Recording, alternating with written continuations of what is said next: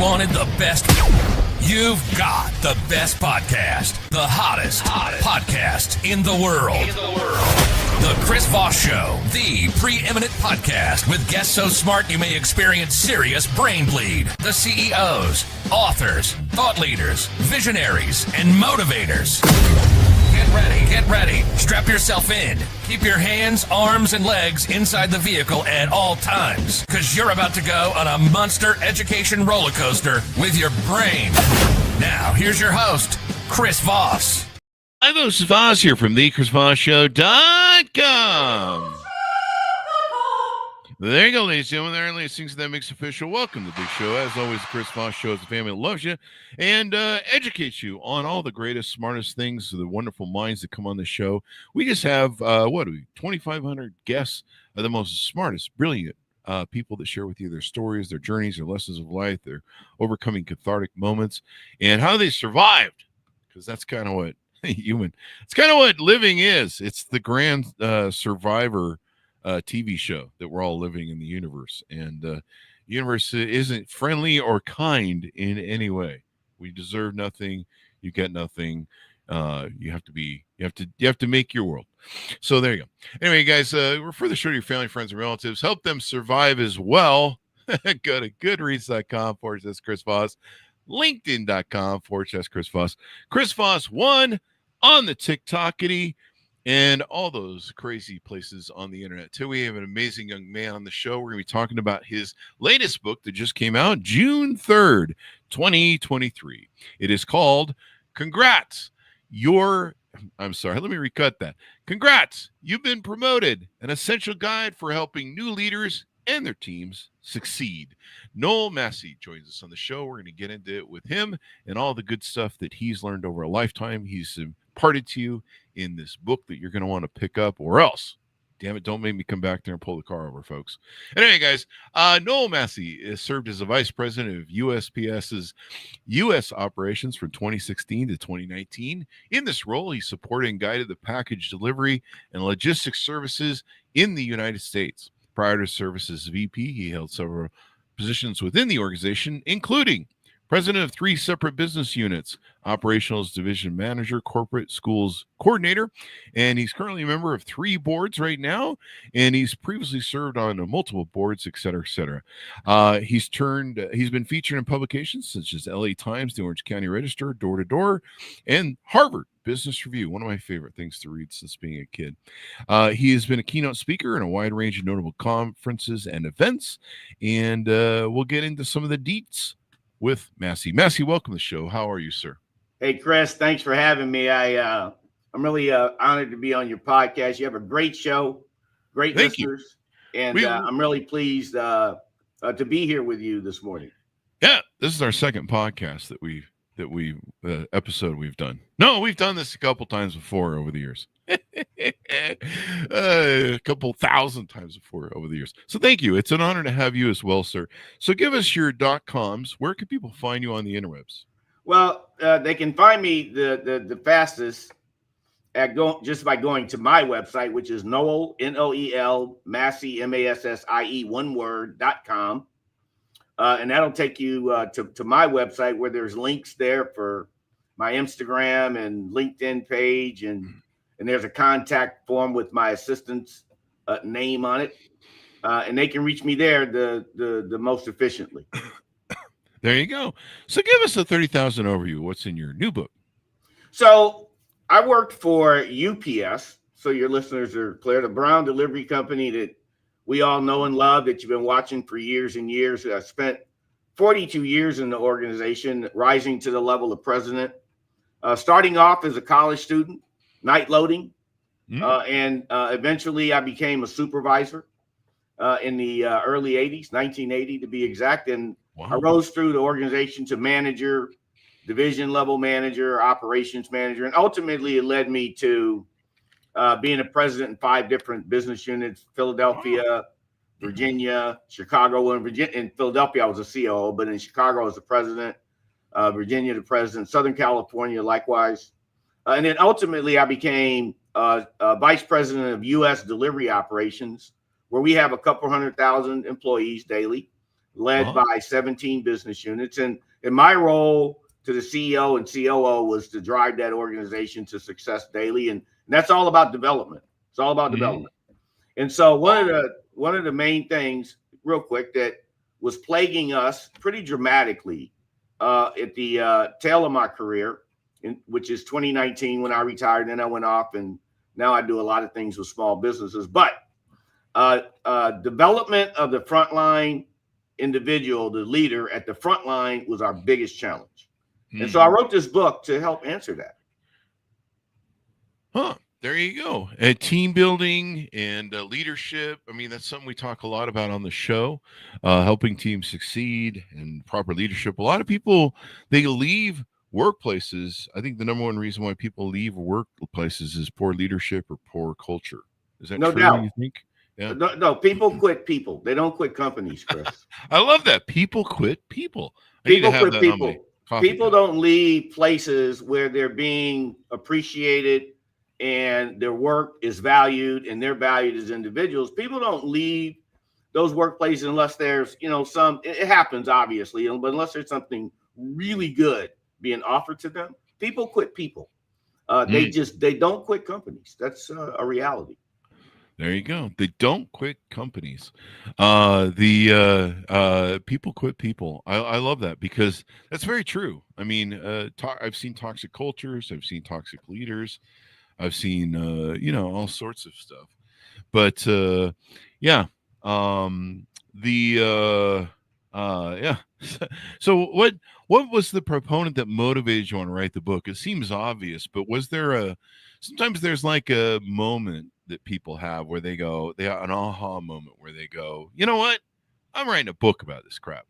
So well, I actually conceptualized this book. The idea for me came about 10 years, maybe a little more than that ago, when I was thinking through the next chapter for me, in my life and what I could do to be a contributor to others. I believe very wholeheartedly that your value is about what you do for others, not what you can get from others. You can't. One thing I say to young people all the time, and I said it to my two sons, which are 32 and 30 today, and they would say this to you, and they're both doing very well in their lives. I'm really lucky to have them as sons, candidly.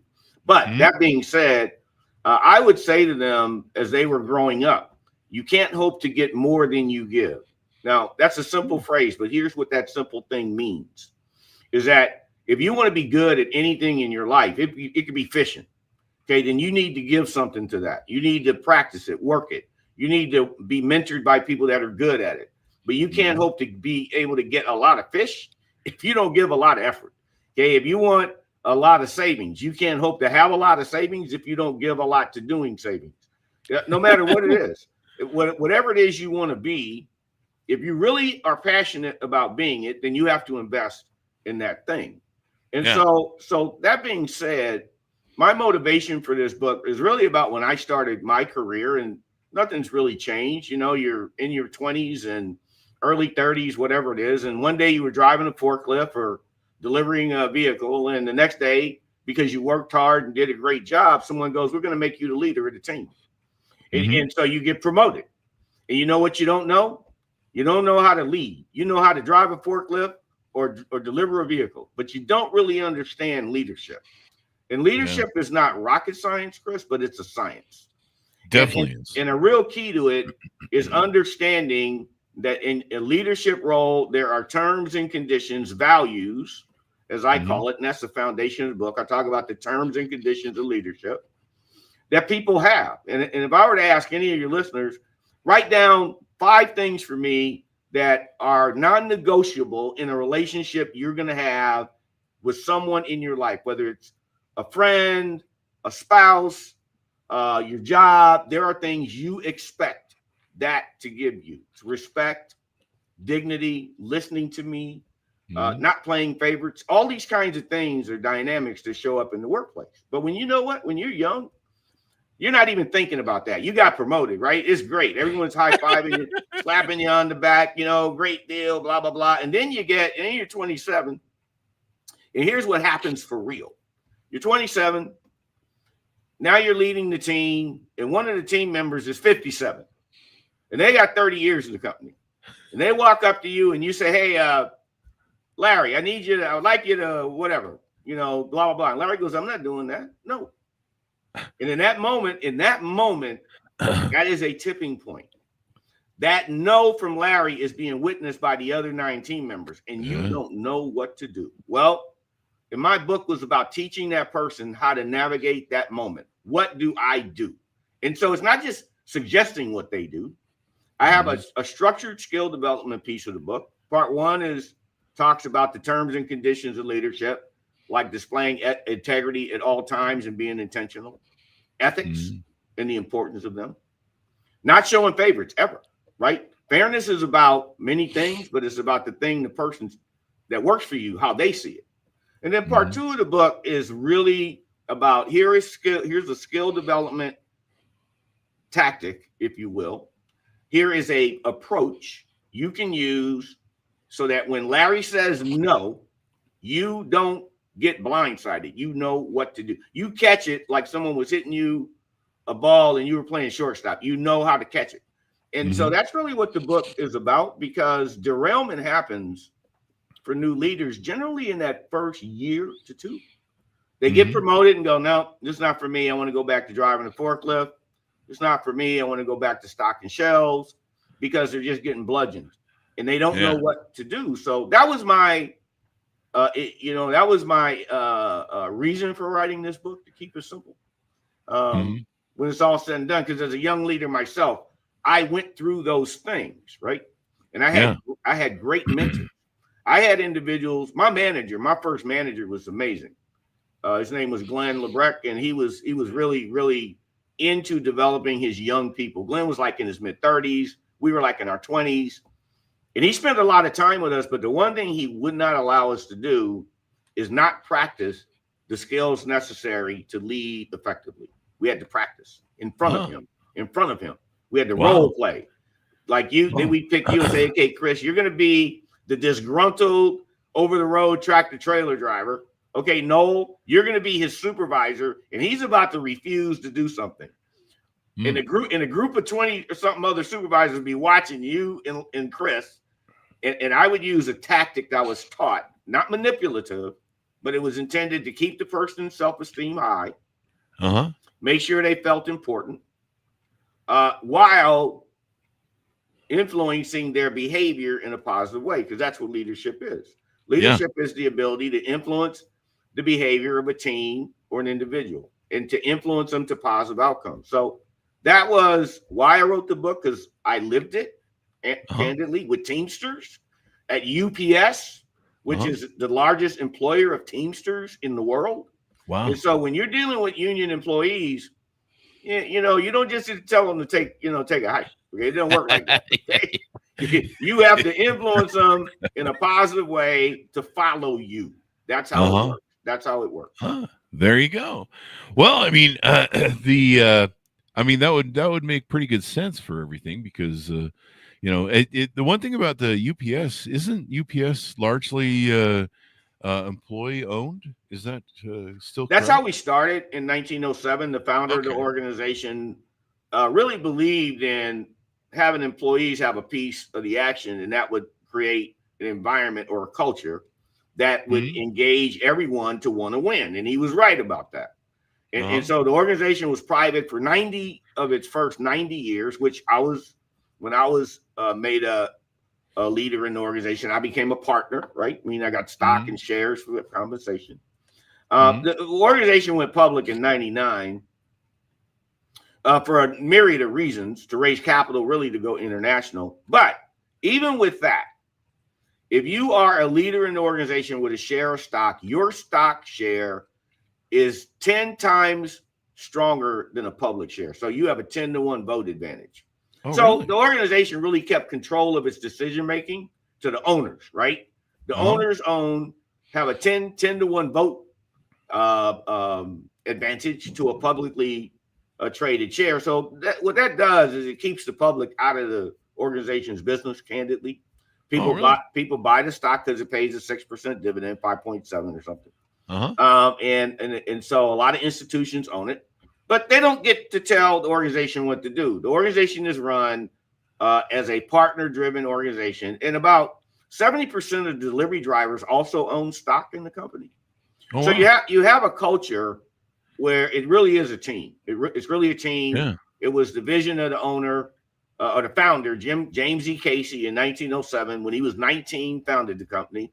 Irish Catholic American, and I think for your listeners, if you were Irish in 1907, you weren't at the top of the hierarchy. Okay, the Irish were treated pretty badly during the turn. So Jim Casey, when he built the organization, never forgot how he experienced that as a kid.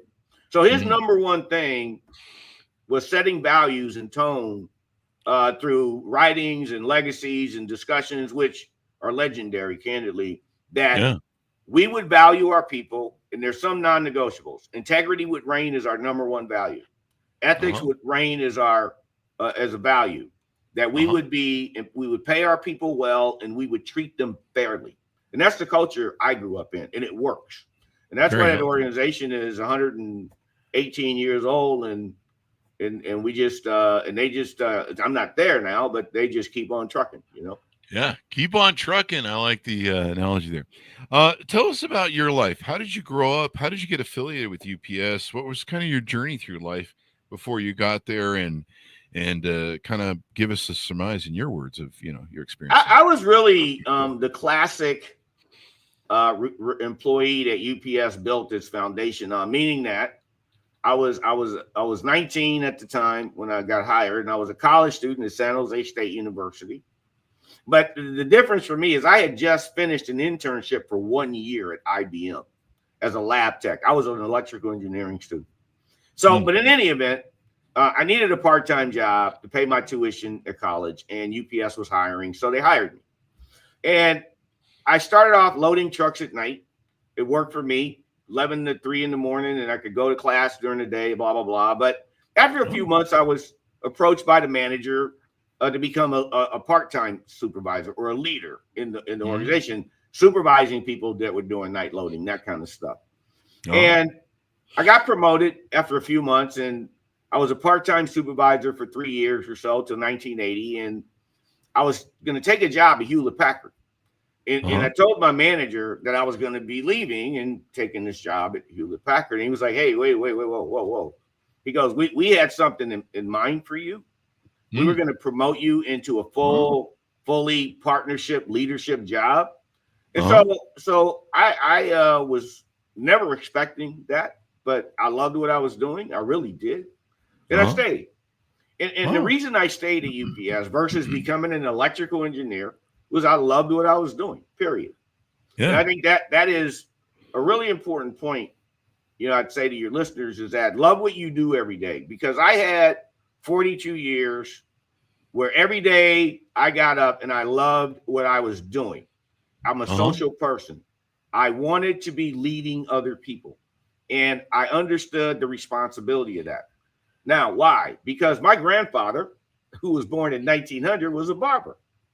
And as a kid, I swept hair in his barber shop when I was like 7, And I talk about that in the book quite a bit because he was a very stoic man. He was one of high character. He had a barber shop in Oakland, California, where I'm from originally.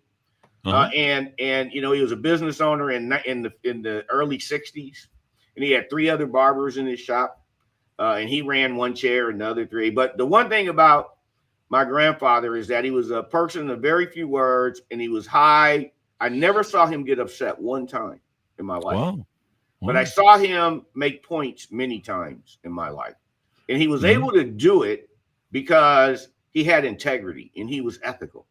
And he understood that would win the day always. And it did. And I saw people come to the barbershop of all shapes and sizes, right? You know how barbershops are. And our barbershop was a vibrant, really vibrant, lively kind of place. People would be talking sports and blah, blah, blah. But if anyone made an uncomfortable moment in the shop, all my grandfather had to do was look at that customer. All he had to do, Chris, was look at that customer, tilt his head to the side, and he had a sign. Okay, this is a place where people come to enjoy themselves. And he had another sign. My shop, my rules. Good for him. But you know, he told me early as a kid, I'm like 8 years old, right? And my grandfather says, listen, son, your life will largely depend on how hard you work and who you hang out with. So work hard, choose wisely. Yeah. And he said, people aren't different. He says, never buy into this narrative that people are that different, because they're not.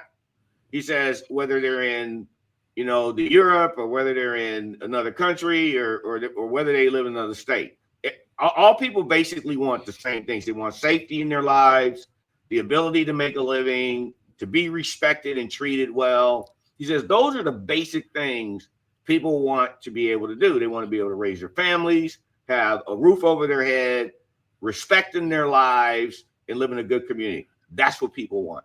He says, so never let people sell you that because people are of different races, ethnicities, nationalities, because he also worked on the railroad. And so before he had his barbershop, he took tickets on the railroad across the U.S. as a porter, back in the day where they would come punch your ticket, blah, blah, blah. And so he learned a lot of lessons. Think about this. He was born in 1900. Yeah. Right? Now I'm like, this is the 60s. So when he's talking to me like this, it's like he's like 60 something. And so he lived through the Roaring 20s. He lived through World War I. He lived through World War II. He lived through the Great Depression. He lived through all these things. And he was just a very wise person. So I was privileged to have him early in my life. So by the time I was an adult and I got to UPS and the founder of the organization had these values, that made sense to me. And it was a place that I felt I belonged, and the rest is history. There you go. Well, there you go. The rest is history, as they always say. So you got to love it. So tell us about your website. What are some of the offerings we have here as we round out the show? What are some of the things that you do here? I see some expertise, blog, podcast. Tell us about some of the offerings you have here on the show people can partake of. Well, on the website, you know, it's pretty comprehensive around a couple things. Number one, if you want to buy a book, you can do that on Barnes & Noble, which Simon & Schuster is my publisher, incidentally. And you can get it on Amazon, obviously, because you can get anything on Amazon, right? So that being said, I built a masterclass. It's 9 episodes, and it aligns with the book, right? So a lot of people want to listen, you know, as opposed to read. It comes in as an ebook as well. But when you go through the chapter on ethics, there's a masterclass series. It's like 10 minutes, 12 minutes long, that matches, aligns with that chapter. So that's on my website to be purchased. That's $99.95 if someone wants to buy the masterclass. It's also a really effective tool to run workshops, right? If you have a team and you want to discuss the importance of integrity, fairness, ethics, you want to learn what I call the 4x5 method, which is how you deal with conflict, or how you handle conflict, not deal with it, how you approach conflict, or you want to learn the 7 steps of effective training. Those sessions are in the masterclass. And then if a person is interested in more than one book, they can buy multiple books. Obviously, the more effective way to do that is through my website. If you're going to buy like 50 books or something, my assistant, Kayla Bozeman, and that's KAYLAHBOZMAN at gmail.com, or at noelmassie.com. She can facilitate a large order, and we give discounts for both, obviously. Oh, wow. Yep. Wow. So you've got those on the websites. What does your prospective client look like? What is, if people are out there listening on LinkedIn or other places that hear this over the next couple decades, what are some of your prospective clients that you know, that are right fit for you, you think? Well, you know, obviously I spent in a Fortune 500 company 42 years, and where that took me as a president, we had over 1.3 million clients. And where it took me on a weekly basis was in front of those small business owners, right? They had 50 people or 20 people. But I don't care if you have a donut shop. If you have a manager running that donut shop, they need to be developed. And you as the owner own doing that. I work with small business owners a lot. candidly. When you ask who do I talk to, I have a number of small businesses with a couple hundred people. One of them has like 4,000 people. But the small business owner generally doesn't dedicate resources to developing the flesh and bone of the organization, which is the leadership at the front line. That is where culture happens. Okay, first of all, here's what happens in any business, whether it's UPS with 450,000 people or a company with 15 people. Culture is built at the top. It's executed at the bottom. Period. That's another shirt coffee cup line right there. Culture is built at the top, but it's executed at the bottom. And all you have to do is look at some of the large organizations with CEOs that failed miserably. Like the CEO of Uber was ousted, right?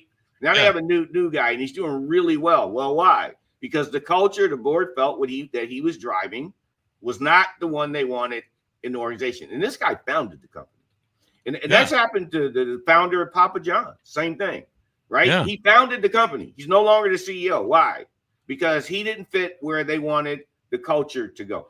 Culture is built at the top, but it's executed at the bottom. And so developing the front line, which is the people who give your direction to others, is the responsibility of leaders. So developing them brings value. And when you wake up in the morning and you think as an owner, okay, who am I going to develop today versus how much money did I make yesterday? You're just going to do better. My manager, what do I want my manager to get better at? And you ask that manager, write down the 5 things you think you're great at. Now tell me why you're great at them. Okay. And you write down the 5 things you think the manager should get better at. And then you compare those 2 lists. All right. You'll come out with something. Better listener, more patience, more organization, whatever it is. You should coach them. What do coaches, and this is one thing I say to small business owners, which I've worked with many that I would meet with like 5 or 6 a week in my professional life, like 150 a year. And the conversation would always go to development and leadership. And they'd say, Noel, what do you think? Blah, blah, blah, whatever. And I'd say, well, here's what I would say to you, John, who own company X. I'd say, when you watch an NBA team, does the head coach stop in the middle of the game and go get a sandwich? No. Does the NFL head coach, when the game is going, does he take some time off and stop watching what's going on? No. On the field? No. I said, they spend an amazing amount of time during the week even practicing and preparing. Yet when the game's on, it's game on. That's the requirement of a leader. The leader is expected to be there for their team in critical moments, coaching them, because that's what leadership is. It's the ability to influence the behavior of a team or an individual. And to do that, you must coach them. Yeah. And that's really what I spend time with on business owners, not their spreadsheets and profit and loss and their marketing plan. And I go, here's how this works. Okay. When you have great people under you, they do great things. You need to spend your minutes making them great. Making them great, as it were. There you go. Valuing them. That's right. Valuing them as well. Yes. So this has been very insightful. Noel, as we go out, give people your final pitch out to order up the book and access your services on your website and your .coms. Again, they can reach me by going to Noel, Noel Massie, MASSIE.com. And that'll take them to my website where they can see content, purchase a book, contact me, set up a meeting if they'd like to have one that's deeper and they want some team development. We can certainly facilitate that. My assistant, again, is KAYLAH BOZMAN Bozeman, Kayla Bozeman. She's great. She follows up immediately with people. She's detailed all the things I talk about. And if your folks want to have a deeper discussion on some of the topics they heard today, then I am happy to spend some time doing that with them. There you go. Thank you very much, Noel, for coming on the show and sharing your insights. Man, you've had quite the journey. And, few people in today's world have the opportunity to stick to one company and work their way up through the thing. And so having those beautiful success stories are amazing. And, sticking to one thing the whole time and making it work and building success with it. And you definitely become a master of the trade. So thank you very much for coming on the show, Noel. Hey, Chris, thanks for having me. You know, you have a great show, and it's well known and renowned, if you will. And I was really privileged to be a guest on it today. We're privileged to have you come on and share your life story with us because you've lived a life. I mean, it's a journey. It's wonderful stories that you can tell. And, of course, the lessons that you have in your book. So thank you very much, Noel. Thanks so much for tuning in. Go to goodreads.com/Chris Voss and all those crazy places on the internet. Order up Noel's book wherever fine books are sold. It is called Congrats, You've Been Promoted, an essential guide for helping new leaders and their teams succeed, out June 3rd. 2025. Thanks everyone for tuning in. Be good to each other. Stay safe. We'll see you next time.